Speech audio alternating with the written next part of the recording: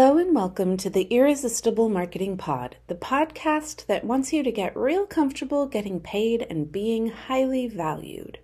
I'm your host, Isa Gauchi, your marketing confidence cheerleader, and I'm also the owner of the MISA Messaging digital marketing agency for service providers, solopreneurs, and small businesses making the world a better place through health, wellness, social justice, beauty, and the creative arts. Today we're going to talk about one of your biggest fears, coming across as salesy. So, how do you vanquish salesiness from your marketing? Unpopular opinion? You don't. Because you're selling things. Because that's what businesses do. People are following or subscribing to your professional channels knowing full well you have a business and businesses sell things and that they will be sold to. If they're not into that, they'll leave, and that is cool. Seriously, it's okay. You don't want people who are never going to buy from you and are not interested in the problems you're talking about, the solutions you're providing, who are not your aligned client and who you're not talking to muddy up your lists and your engagement rates. They can go, and that's fine because they are not your aligned client. They are not who your marketing should be appealing to, talking to, or prioritizing. Now, of course, you can and should sell in non-gross ways. You can for sure be ethical about how you sell. You can absolutely value enthusiastic consent only and honor someone's no. But you're still selling things because that's what businesses do. Literally nothing is free. Not even your freebies, because you're collecting email addies so you can sell to them later. Let's be really honest here. There isn't a way around that if you want to sell things and have a thriving for-profit business. But here is what you can change. Your confidence in making the offer, what you make it mean when someone says no or unsubscribes, your capacity to risk rejection without it crushing you, your belief in what you're allowed to claim, like how awesome and valid and needed your work is, and how much it literally changes people's lives for the better. You can change your ability to set and uphold boundaries that guarantee you always get what you need and want in exchange for access to you, your work, and your attention, and your brilliance. You can change your perspective on pushiness versus making assertive, direct, clear offers, which in my opinion is actually more ethical when you are clear about your motivations for these communications, than wishy-washy, it's out here if you ever want it types of communications where you are prioritizing the comfort of people who are not your aligned clients and who, again, you shouldn't be speaking to in your marketing because you're not marketing to them. And if you're not marketing to them, you actually don't want them on your lists. And lastly, you can change your emotional capacity to make the offer enough times for it to be feasible to get the kind of sales and clients that you want. I know that we've mentioned the rule of 7 several times on this podcast, which dates back to early Hollywood days when researchers figured out how many times the average person had to encounter messaging about a movie before they were willing to buy movie tickets. And that's part of the lore today and continues on with our belief that especially if you're selling something that isn't like a candy bar or something that most people wouldn't feel guilty about impulse spending on. So a lot of my audience, y'all, are service providers or coaches. You require you require, rightly so, an investment to work with you, both in terms of money, but also time, also energy, also vulnerability, also trust. You require an investment to work with you. The type of investment that you actually don't want people to make on a whim, because then they won't be fully invested in the work and they won't get the results that you're capable of helping them achieve because they aren't all in the way they would be if they're making a thoughtful, full body yes, I'm in on your program type of investment. So to make the offer enough times for it to be feasible to get the kind of sales you want, let's keep that rule of 7 in mind. They're going to have to hear about it and hear about you from you and have enough positive associations with you and your brand to feel relatively safe making an investment to work with you. Let's also keep in mind that only a fraction of your audience on any of your marketing channels is going to see any one thing you post.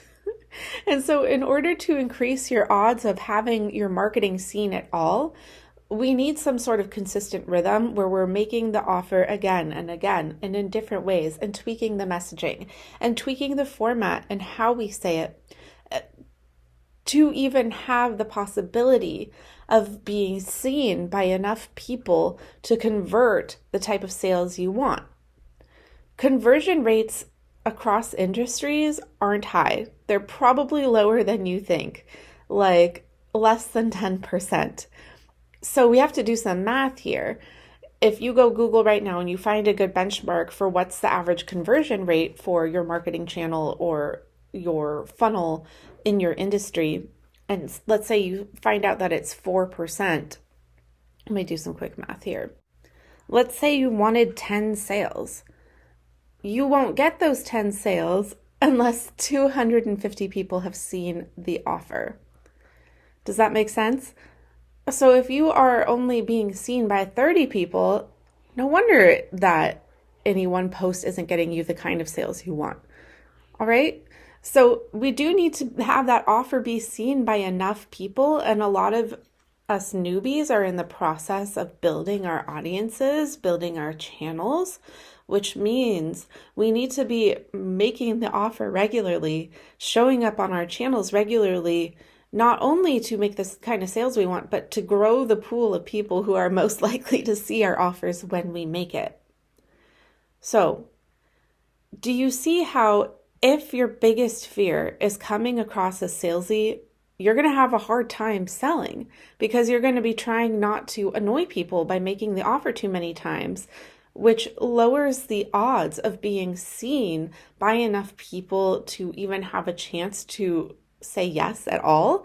And also it lowers the opportunity to build the know, like, and trust and familiarity with your brand that research shows us is usually what needs to happen before people are willing to make any kind of significant investment.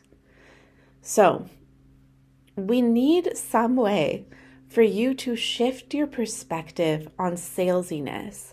And that's actually a huge focus of what we work on in my marketing confidence cheerleading world.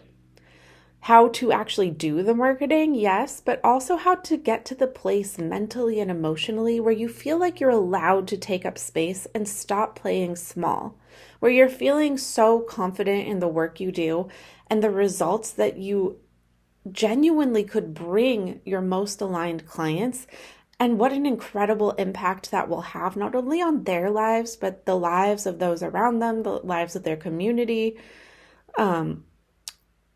You know that saying, rising tides lift all boats, I think.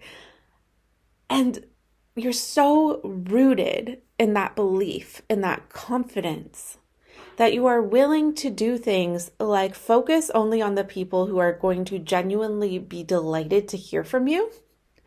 Be willing to clean and scrub your lists, either by manually removing folks who are not aligned client profiles, or who you realize you are getting your focus so pulled to cater to them so they don't feel like they're being sold to and aren't annoyed by you when they're never going to buy in the first place, that you're willing to actually manually remove them, or have the emotional resilience coping skills in place that when they unsubscribe, when they show themselves out, as they should, because they're not your aligned client, they're not who you're talking to in your marketing, it doesn't make you fall apart. It doesn't shake your confidence. It doesn't make you feel like you're not allowed to keep selling the thing.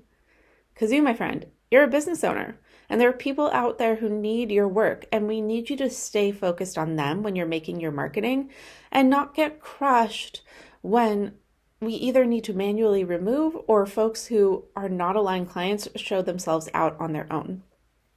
So this is what we work on in marketing confidence cheerleading land.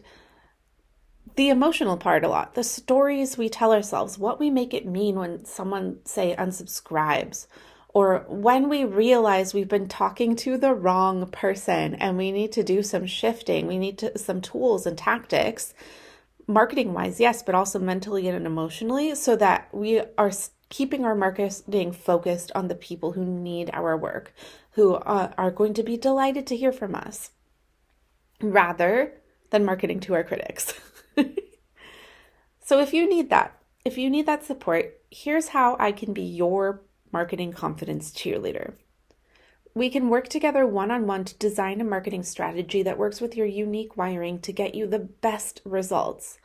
And by that, I mean also factoring in how to keep you emotionally resourced when something goes sideways, or you have some feelings about an unsubscribe, or you're realizing you can't vent to the people in your inner circle right now because they're feeding your doubts and not your belief.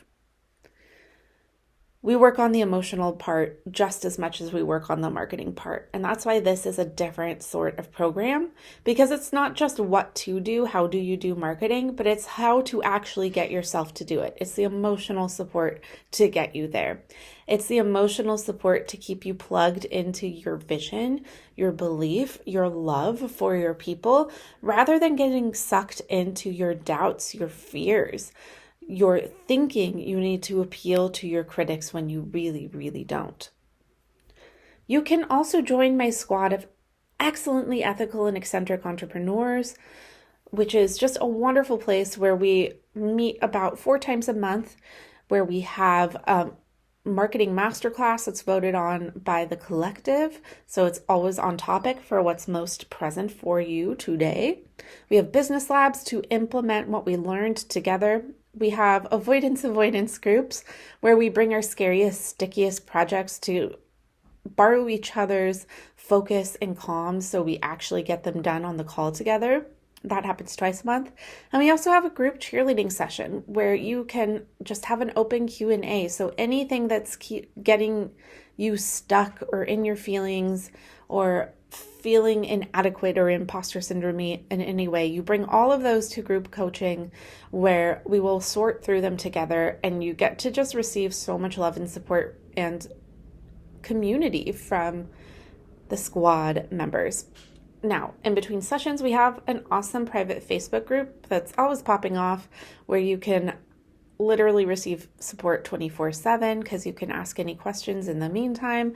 And I'm in there very regularly, but even when I'm not, the other squad members are always hyping each other up because they're just wonderful people like that. You also get access to my whole private archive of past marketing masterclasses. So you always have marketing support access. Now, here's the cool thing. If you decide to take me up on the one-on-one season of support package, you get complimentary access to the squad. So you get the best of both worlds. Now, everyone listening is also invited to come to my free workshop on April 29th on how to make effective marketing when you struggle with fear of visibility, as so many of us do.